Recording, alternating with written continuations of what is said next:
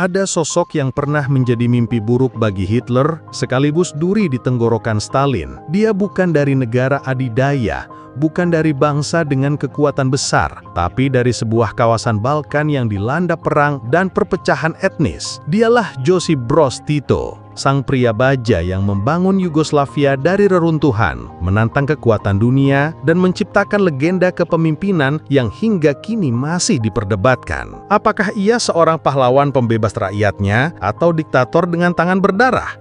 Video ini akan membawa kita menyelami kisah penuh intrik, darah, pengkhianatan, dan keberanian seorang pemimpin yang sejarah dunia hampir melupakannya.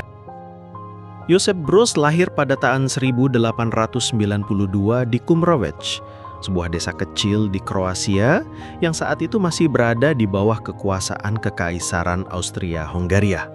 Hidup di tengah keluarga petani miskin, Tito merasakan kerasnya perjuangan hidup sejak kecil. Ia hanya sempat menikmati pendidikan dasar, tetapi sejak muda ia dikenal sebagai sosok yang ulet dan cerdas. Kehidupan di desa bukanlah kemewahan. Josip muda menghabiskan masa kecilnya bekerja di ladang, membantu orang tua, dan sesekali bekerja kasar demi mendapatkan uang. Namun di balik mata seorang anak desa ini, ada ambisi yang tidak bisa dipadamkan. Keinginan untuk mengubah nasibnya, dan mungkin nasib bangsanya. Di usia belia, Tito bekerja sebagai montir, pengrajin logam, dan buruh pabrik. Disinilah ia melihat ketidakadilan antara pekerja dan majikan, antara rakyat kecil dan elit berkuasa. Hal ini perlahan membentuk ideologi sosialisme dalam dirinya. Pada 1913, Tito direkrut menjadi tentara Kekaisaran Austria-Hongaria. Ia terjun langsung di medan Perang Dunia I bertempur melawan pasukan Rusia. Namun pada tahun 1915, ia tertangkap dan dijadikan tawanan perang di Rusia. Momen ini mengubah hidup Tito. Dari seorang prajurit biasa, ia menjadi saksi kehancuran Eropa. Ia melihat kekejaman perang, penderitaan manusia, dan kesewenang-wenangan kekuasaan yang menghancurkan bangsa-bangsa kecil. Selama di Rusia, Tito berinteraksi dengan kaum Bolshevik dan menyaksikan langsung revolusi Rusia 1917. Semangat revolusioner dan ide-ide sosialisme radikal mengakar kuat di dalam pikirannya. Ia kembali ke Balkan dengan pikiran yang sudah berubah untuk memperjuangkan kebebasan rakyatnya. Sepulang dari Rusia, Tito bergabung dengan Partai Komunis Yugoslavia. Dalam dekade 1920-an dan 1930-an, ia menjadi aktivis buruh yang vokal melawan penindasan industri dan feudalisme di Yugoslavia. Tito sering dipenjara karena aktivitas politiknya, namun ini hanya memperkuat tekadnya. Josip Broz Tito bukanlah politisi biasa. Ia adalah orang yang merasakan langsung penderitaan rakyatnya, dan ia tahu bahwa kemerdekaan sejati hanya bisa diraih dengan perlawanan. Saat Perang Dunia II pecah, Jerman Nazi menginvasi Yugoslavia.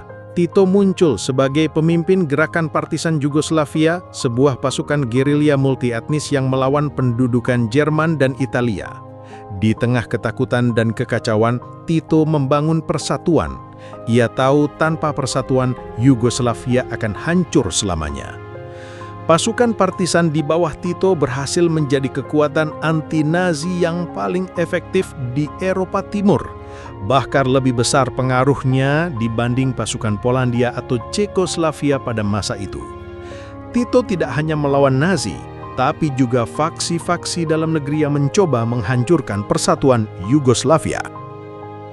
Setelah Perang Dunia Kedua, Tito memproklamasikan berdirinya Republik Federal Sosialis Yugoslavia. Berbeda dengan negara-negara lain di Eropa Timur, Yugoslavia tidak tunduk pada Uni Soviet, meskipun memiliki ideologi komunis. Ini adalah langkah berani.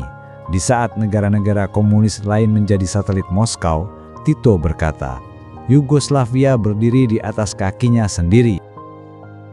Hubungan Tito-Stalin memburuk pada tahun 1948.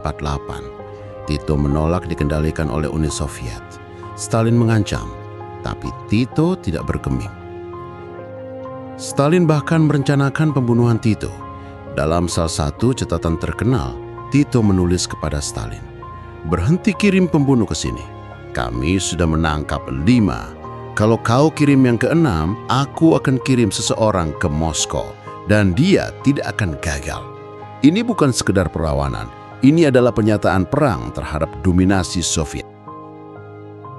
Bersama pemimpin dunia seperti Soekarno, Jawaharlal Nehru, dan Gamal Abdel Nasser, Tito mendirikan gerakan non-blok pada 1961. Gerakan ini menjadi simbol perlawanan negara-negara berkembang terhadap hegemoni AS dan Soviet. Di tengah Perang Dingin, Tito adalah jembatan antara Timur dan Barat. Ia bukan boneka siapapun, dan itulah yang membuatnya dihormati.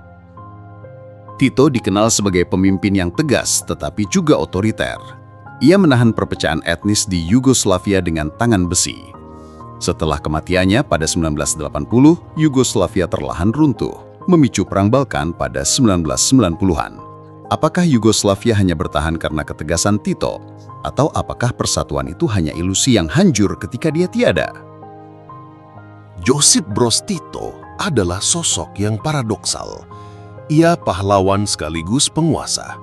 Ia pemersatu, tetapi juga diktator.